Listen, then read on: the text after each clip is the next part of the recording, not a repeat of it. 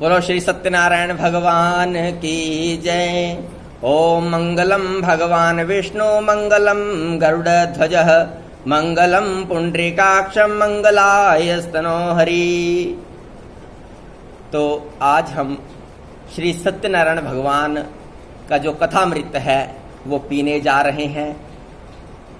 आप सभी से निवेदन है कि इस कथा व्रत को बड़े ध्यान पूर्वक श्रद्धा के साथ श्रवण करें, क्योंकि कलयुग केवल नाम आधारा, सुमिर सुमिर नर उतर ही पारा। कलयुग में एक भगवान के नाम का ही आधार है, जिसको ऋषि मुनि संत सिद्ध जप जप कर पार उतर गए हैं। नाम में ही शक्ति है और वही कथा श्रवण हम आज भगवान का यहां करने जा रहे हैं। और विशेष रूप से भक्तों को फल देने के लिए भगवान ने ये सत्यनारायण व्रत कथा कही है, इसको करने का विधान बताया है। कलयुग में तो दान धर्म बहुत होता है, लोग अपने सामर्थ्य अनुसार दान करते हैं, लेकिन ये एक ऐसा व्रत है जिसमें आपका सामर्थ्य ना देखते हुए श्रद्धा देखी जाती है। इस व्रत में अगर आप और किसी व्रत की बात करें तो घर में आप बड़े बड़े व्रत होते आपने देखे होंगे, शय्यादान होता है, अन्नदान होता है, गौदान होता है। लेकिन ये सत्यनारायण भगवान का ऐसा व्रत है जिसमें केवल नैवेद्य होता है, और वो भी श्रद्धा का नैवेद्य। इसमें गरीबी और अमीरी का अंतर नहीं आता। इस व्रत में अगर कोई श्रद्धावान पुरुष, कोई अमीर पुरुष भी करेगा वो भी शालिग्राम जी की पूजा करेगा, कोई गरीब करेगा तो वो भी शालिग्राम जी की ही पूजा करेगा, कोई अमीर करेगा तो वो भी आटे का या सूजी का ही प्रसाद बनाएगा, कोई गरीब करेगा तो वो भी यही करेगा। अगर कोई फल लाएगा तो वो भी केले का फल लाएगा, कोई गरीब करेगा वो भी केले का फल लाएगा। तो यहां इस व्रत में अमीरी और गरीबी का अंतर नहीं रहता है। ये एक ऐसा व्रत है। और चारों वर्णाश्रमों में जो वेद मंत्र हैं उनको पढ़ने का, उनको सुनने का, उनकी पूजा करने का अधिकार केवल ब्राह्मणों का है। लेकिन ये सत्यनारायण भगवान का व्रत कथा ऐसी है, इसमें चारों वर्णों को, ब्राह्मण क्षत्रिय वैश्य और शूद्र, सभी को इस पूजा को करने का अधिकार है। यही हम इस कथा में आज सुनने जा रहे हैं। तो आप सभी ने बड़े श्रद्धा, बड़ी भक्ति और बड़े विश्वास के साथ सुनना है। तो कहते हैं एक समय की बात है, नारद जी जो थे वो धरती पर भ्रमण कर रहे थे, क्योंकि उनकी आदत थी वो एक स्थान पर टिक कर नहीं रहते थे, घूमते फिरते रहते थे। तो एक बार घूमते घूमते धरती लोग पर आ पहुंचे तो उन्होंने क्या देखा, लोग तरह तरह के दुखों से दुखी हैं, अनेक प्रकार के दुखों को भोग रहे हैं। कोई गरीबी से दुखी है, कोई शारीरिक पीड़ा से दुखी है, कोई संतानहीन है तब दुखी है, किसी की संतान है लेकिन वो माता पिता का आदर सत्कार नहीं करती है इसलिए दुखी है। तो नारद जी ने मन में विचार किया कि 84 लाख योनियों में मात्र एक योनि, मनुष्य योनि ऐसी है जो कि सुख को देने वाली है। लेकिन मैं धरती लोक पर देख रहा हूं कि लोग तो इसमें भी सभी प्रकार के दुखों से दुखी हैं। मन में अनेक प्रकार के प्रश्न उत्पन्न हुए और इन सभी प्रश्नों का समाधान पाने के लिए वो भगवान के वैकुंठ धाम को गए। वहां पर उन्होंने चतुर्भुजधारी भगवान विष्णु के दर्शन किए, उन्हें प्रणाम किया और कहा, प्रभु मैं घूमता हुआ धरती पर लोक में गया था, वहां पर तो अनेकों प्राणी बहुत दुखों से दुखी हैं। आप कहते हैं मनुष्य योनि सब योनियों में उत्तम है, अगर इतने दुख हैं तो फिर मनुष्य योनि सबसे उत्तम कैसी है। तो भगवान विष्णु नारद जी से कहते हैं कि हे नारद सुनो, मनुष्य योनि सर्वोत्तम है, इसमें कोई संशय नहीं। जिसने मनुष्य योनि प्राप्त कर ली वो सबसे उत्तम योनि में गया। क्यों? क्योंकि पेड़ पौधे योनि भोग रहे हैं, क्या उन्हें धूप में पंखा मिलता है? पशु पक्षी बंधन में रहते हैं, उन्हें पिंजरे में बंद कर दिया जाता है, पशुओं को बांध दिया जाता है, सर्दी में उन्हें रजाई नहीं मिलती, गर्मी में गर्मी झेलते हैं। मनुष्य योनि अपनी आवश्यकता अनुसार इन सब सुखों में रहता है, और जो उसके दुख हैं वो उसी का कारण है। उसने अच्छे कर्म किए इसलिए मैंने उसे मनुष्य योनि दी। लेकिन उसने मनुष्य योनि में आकर क्या किया, शास्त्रों को सुना, धर्म करना चाहिए, पुण्य करना चाहिए, लेकिन जितनी देर वो सुना उतनी देर शमशान वैराग की तरह मन में रखा। जैसे ही वो समाज में गए फिर वो भूल गया, फिर उसी पाप में लग गया, और उन्हीं पापों का कारण है कि वो दुख भोग रहा है। हमारे पुराणों में लिखा है कि सगे संबंधी शमशान तक साथ जाते हैं, उसके बाद तो उसकी ये भौतिक देह तक तो साथ नहीं जाती, उसकी ये भौतिक देह भी वहां पंच तत्व में, आग आग में, जल जल में, वायु वायु में, आकाश आकाश में, पृथ्वी पृथ्वी में विलीन हो जाता है।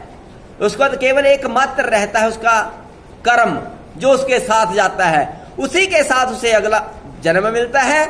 अगर उसने अच्छे कर्म किए होंगे, पुण्य किया होगा तो अमीर के घर में जन्म होगा, धर्म किया होगा तो वह अमीर जो धर्मयुक्त होगा।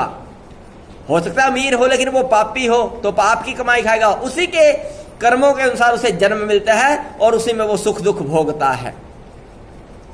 तो नारद जी कहने लगे प्रभु मान लिया, लेकिन किसी को अपने पूर्व जन्म का तो पता नहीं उसने कैसा कर्म किया।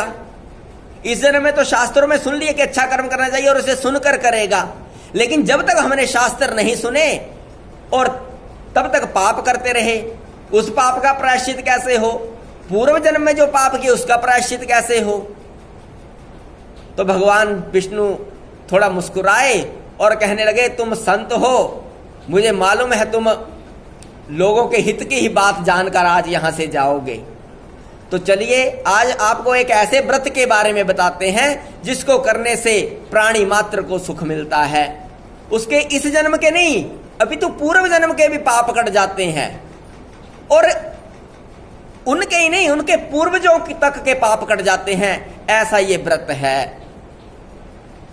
दुख शोक को दूर करने वाला, धन धान्य को बढ़ाने वाला, सौभाग्य और संतान का दाता, सर्वत्र विजयी दिलाने वाला, ये श्री सत्यनारायण भगवान का व्रत मनुष्य अगर विधि विधान के साथ करे तो उसको मनवांछित फलों की प्राप्ति होती है। दरिद्र व्यक्ति धन पाता है, बंदी व्यक्ति का बंधन कट जाता है, भयग्रस्त का भय मिट जाता है, निसंतान को संतान प्राप्ति होती है। नारद जी ने कहा ये तो व्रत के फल है, इस व्रत को कैसे करना है, इसका क्या विधान है, उसके बारे में बताइए। तब भगवान ने कहा कि सायंकाल धर्मरत होकर ब्राह्मण के सहयोग से बंधु बांधवों सहित श्री सत्यनारायण भगवान का उत्तम व्रत पूजन करें। देवताओं का और भगवान सत्यनारायण का प्रधान देवता के रूप में आवाहन करें। भगवान की यथाविधि पंचोपचार, दशोपचार, षोडशोपचार पूजा करें। भगवान का स्नान, पंचामृत स्नान करवाएं। उनको तिलक, चावल, फूल, नैवेद्य, तुलसी दल, नैवेद्य में आटा या घी का प्रसाद बना हो, फल, तांबूली, दक्षिणा पूजा विधि से अर्पित करते हुए जो श्रद्धा के साथ इस पूजा को करेगा उसे सभी उसकी मनोकामनाएं पूरी होंगी। इस व्रत को करने के लिए कोई समय नहीं है। जब भी आपके मन में श्रद्धा, भक्ति, विश्वास जाग जाए उसी समय इस व्रत को किया जा सकता है।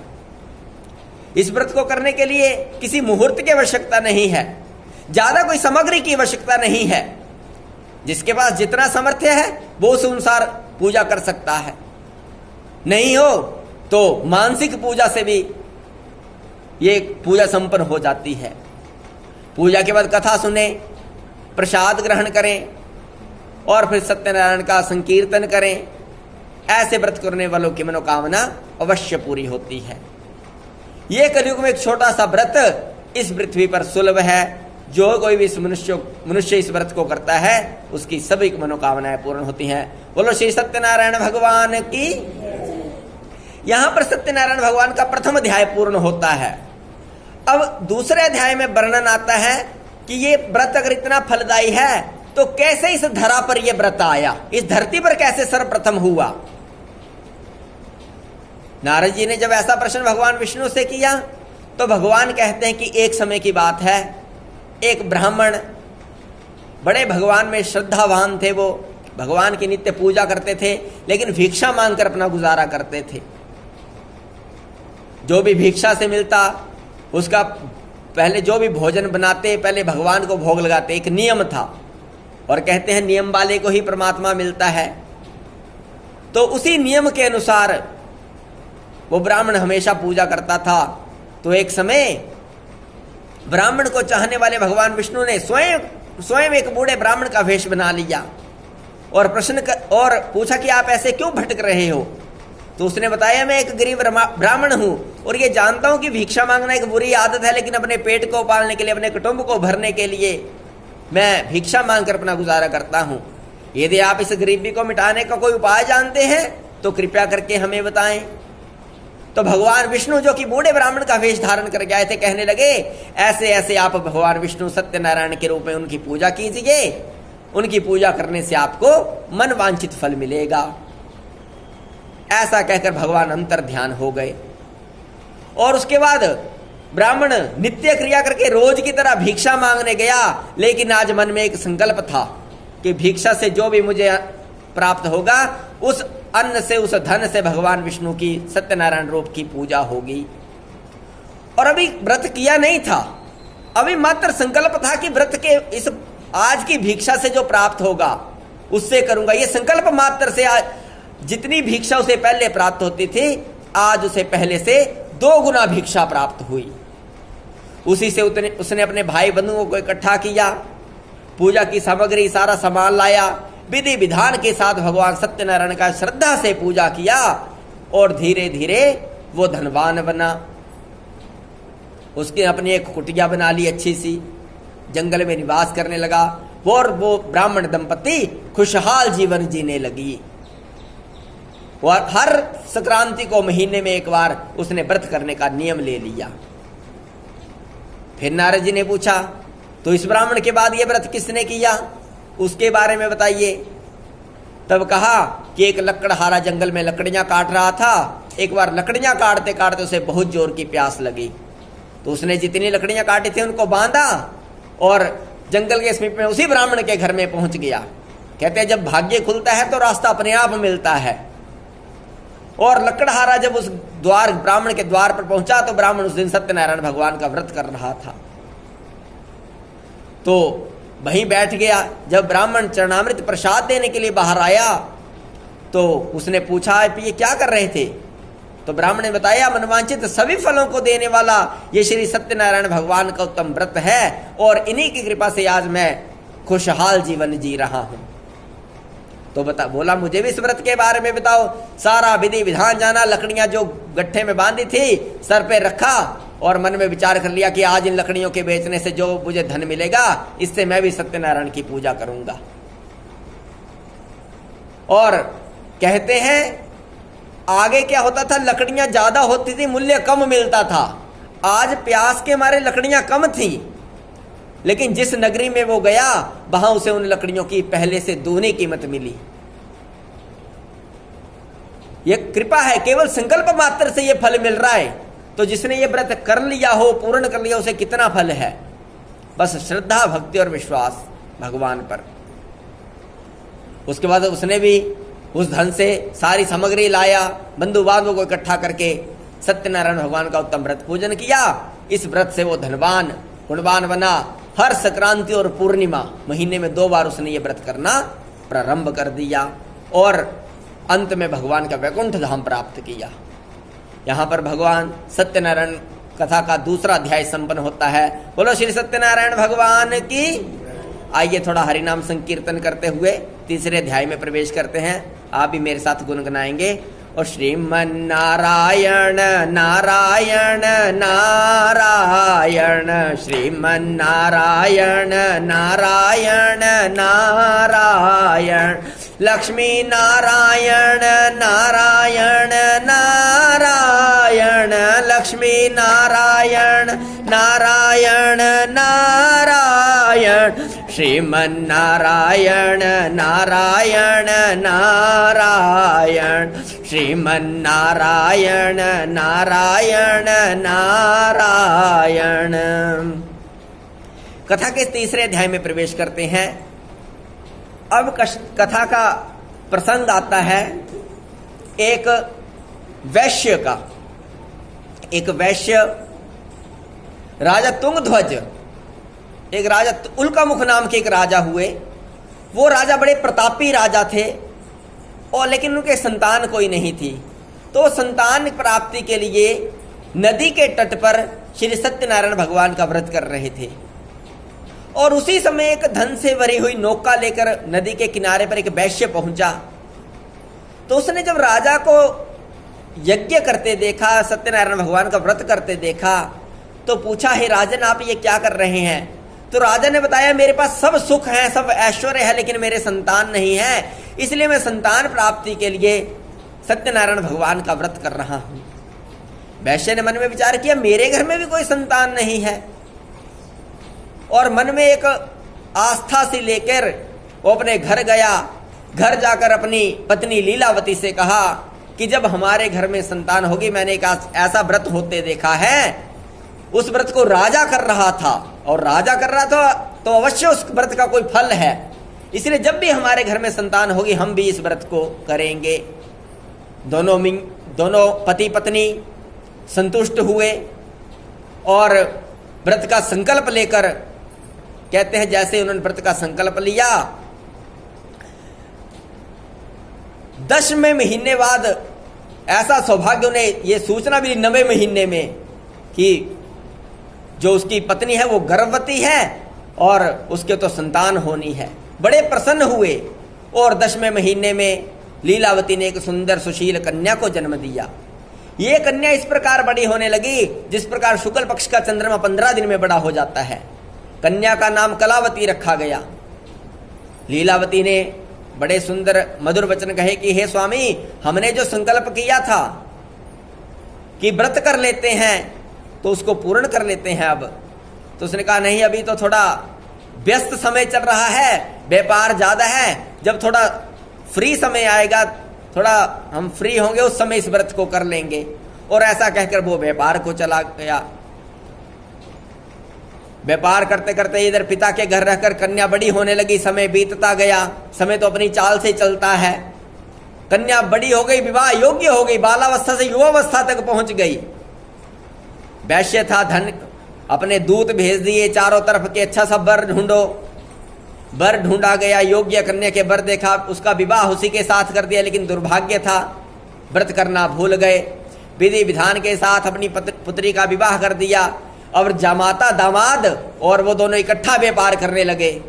और व्यापार करने के लिए वो एक बहुत दूर दूसरे नगर में दक्षिण दिशा की तरफ एक राजा के क्षेत्र में व्यापार करने लगे। खूब व्यापार किया, लेकिन संकल्प तोड़ दिया था। तो भगवान जब कोई संकल्प करता है तो उसे जब उसकी पूर्ति नहीं होती है तो कुछ याद करवाने के लिए कुछ दुख देते हैं। इसलिए कभी भी संकल्प नहीं करना है, और अगर कर लिया है तो उसकी पूर्ति अवश्य करनी है, किसी भी विषय में हो। तो उसी संकल्प की पूर्ति के लिए राजा के हुआ क्या, राजा जहां पर वो व्यापार कर रहे थे वहां उस राजा के महल में चोरी हो गई। और जब राजा के दूतों ने उन चोरों का पीछा किया तो चोरों ने डरकर धन वहां छोड़ दिया, वहां जहां वो दोनों व्यापार करने के लिए रुके हुए थे। खुद चोर भाग गए।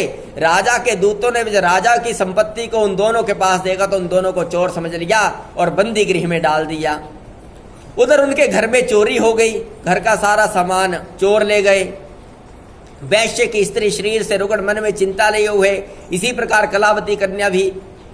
एक दिन भूखी प्यासी बेटी रात्रि को अपने घर देरी से पहुंची तो माँ ने पूछा, तेरे मन में क्या है, तू क्यों इतनी रात को आई? तो उसने कहा, मैं आज घूमती घूमती ब्राह्मण के घर में गई थी, मैंने वहां मनोकामना पूर्ण होने वाला व्रत होते देखा है। जब ऐसा सुना तो उसे भी स्मरण आ गया सब कि हमने भी कभी इस सत्यनारायण व्रत के संकल्प लिया था, आज तक पूरा नहीं किया। फिर अपने सगे संबंधी जो पड़ोसी थे उनसे कुछ धन अर्जन लेके, पैसा लेके, कुछ सामग्री लेके, जितना हुआ उसी विधान से भगवान का व्रत किया और इससे कहा कि हमारे अपराध को क्षमा करें। और कहते इतना मात्र से भगवान प्रसन्न हुए, राजा को सौंपन दे दिया जिस राजा की चोरी हुई थी कि जिन दोनों वैश्यों को बांध रखा वो चोर नहीं है, वो तो व्यापारी हैं, उनको छोड़ दो, नहीं तो तुम्हारा मैं सर्वस्व नष्ट कर दूंगा। राजा सुबह उठा, अपने सभासदों के को बुलाया, उनसे परामर्श किया और दोनों को छोड़ने का आदेश दे दिया। जो उनसा धन छीना था वो दुगना करके लौटा दिया और कहा कि भाग्य ने आपको कष्ट दिया है, अब डरने की कोई बात नहीं है, अब आप अपने घर जा सकते हो। दोनों वैश्यों ने राजा को नमन किया, अपने घर की तरफ प्रस्थान किया। यहां पर सत्यनारायण भगवान का तीसरा अध्याय संपन्न होता है। चतुर्थ अध्याय में आगे की कथा कहते हैं, सभी ध्यानपूर्वक सुने। जब वे अपने गृह नगर की ओर चले तो फिर भगवान ने सोचा इनकी परीक्षा लेते हैं कि अब थोड़ी अक्कल आ गई हो, थोड़ा सुधर गए हो। तो जो धन भरा हुआ था नौका में, वहां पर भगवान एक सन्यासी का वेश धारण करके आ गए और पूछा तुम्हारी नौका में क्या है। तो संपत्ति में मस्त थे, राजा ने काफी धन दिया था, तो कह दिया हमारी नौका में तो बेल पत्ते हैं, महाराज आपको क्या चाहिए। तो उसने भी कह दिया ठीक है, जो तुमने कहा वो सच हो जाए। तो जो नौका पहले धन के भार से बड़ी दबकर चल रही थी, वह हल्की और ऊपर उड़ती हुई चलने लगी। बड़े चकित हुए जब उन्होंने नाव में देखा कि ये तो सब बेल पत्ते बन गए। कहते उस वैश्य को तो वो बेहोश ही हो गया। होश आने पर चिंता करने लगा, तब उसके दामाद ने कहा ऐसे शोक क्यों करते हो, ये तो उन दंडी स्वामी सन्यासी महात्मा का श्राप है, उनकी शरण में जाने से मनवांछित फल मिलेगा। नौका से उतरे, महात्मा को ढूंढा तो भगवान वहीं पर एक बट वृक्ष के नीचे आसन लगा के बैठे थे। बहुत प्रार्थना की, बहुत नमन किया, जैसा धन पहले था वैसा करते, हम अपनी समर्थ से आपका पूजा करेंगे, रक्षा करो। तो पहले लोगों में सत्यता बहुत थी, सत्यता इतनी थी, सत्य से ही भगवान मिल जाते हैं। तो भगवान ने भी प्रसन्न हुए और उनका धन जैसा पहले था वैसे किया। उन्होंने विधि विधान के साथ उसी वक्त उसी क्षण वहीं पर भगवान सत्यनारायण की विधि विधान से पूजा की और गृह नगर की ओर प्रस्थान किया। घर से कुछ दूर पहुंचे थे, दूत भेज दिया कि जाके संदेश दे दो कि वैश्य नगर के समीप आ गए हैं, बहुत धन लेकर आ रहे हैं। जब वो घर पहुंचे तो उस समय लीलावती और कलावती भी भगवान का पूजन कर रही थी, सत्यनारायण का। पति के आने की खबर सुनी बेटी ने तो प्रसाद लेना छोड़ दिया, फिर दुख भोगा। अर्थात कथा से शिक्षा मिलती जा रही है कि प्रसाद नहीं छोड़ना है, कथा को पूरा सुनना है, श्रद्धा से सुनना है, संकल्प कर लिया तो उसको पूरा करना है, ये सब शिक्षाएं हैं। तो जब उसने प्रसाद लेना छोड़ दिया तो भगवान ने फिर दुख दिया, नाव भी ना किसी को दिखाई दे, नौका सहित दामाद दृश्य हो गए। सभी चिंता करने लगे कि अभी तो सब ठीक था, अभी तो यहां से कहां सब चले गए। फिर वैश्य कन्या ने तो पति की खड़ाऊ लेकर मर जाने का विचार कर लिया। तब आकाशवाणी हुई कि तुम्हारी बेटी ने प्रसाद का निरादर किया है, इसलिए इसको दुख मिल रहा है। तो कहते हैं पुनः वो घर गई, प्रसाद लेकर आई तो अपने पति को वहां पाया।